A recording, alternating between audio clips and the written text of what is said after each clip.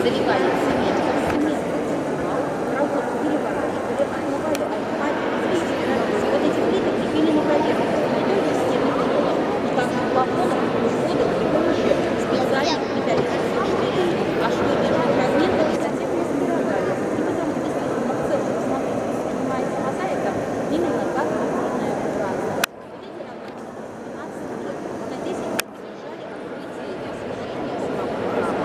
Что касается итальянских храмов, которые имели основу композиции, то здесь работала достаточно большая группа художников, лидеров художников.